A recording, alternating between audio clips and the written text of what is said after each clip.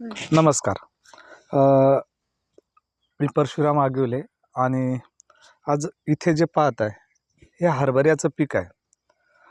कोकणामध्ये ही पिकं बहुधा कमी घेतली जातात आणि SRT पीक पद्धतीमध्ये विविध पिकाची रचना कशी आहे ते त्यापैकी एक हे पीक आहे. तर हे पीक लावायचं कसं? थोडक्यात मी असं म्हणेन की अगोदर शेतामध्ये पूर्णपणे जे भात कापल्यानंतर म्हणजे कोकणामध्ये खास करून कोकणामध्ये भात कापल्यानंतर भाताचे चूड वगैरे फुटवे येऊन द्यायचं, गवत उगू द्यायचं. पूर्णपणे ग्लायफोसेटने अगोदर शेत क्लीन करायचं.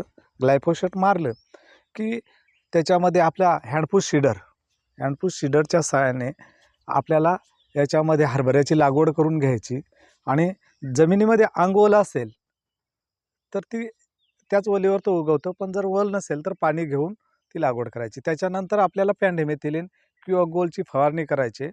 गोलची फवारणी केली का त्याच्यामध्ये जेव्हा तण येते 15-20-25 दिवसांनी, त्यावेळेस तुम्हाला एजेल किंवा टर्गा सुपर या तणनाशकाची फवारणी करायची आणि अशा पद्धतीने त्याच्यावर रोगराई फारशी येत नाही. पण मर रोग वगैरे असतो म्हणून बुरशीनाशकाची बीज प्रक्रिया करून ती लागवड केलेली बरी आणि घाटी अळी वगैरे असते तर त्याला इमॅमेक्टिन बेंझोएट वगैरे अशी कीटकनाशक त्याला फवारणी करायची असते. आणि बघा तुम्ही पाहत असाल की SRT पद्धतीमध्ये किती सुंदर हे हरभऱ्याचं पीक आले.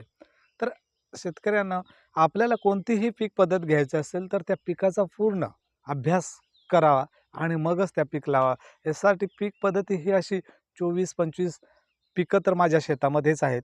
तर अशी वेगवेगळी पिकं मी तुम्हाला प्रत्येक व्हिडिओमध्ये दाखवणार आहे. धन्यवाद.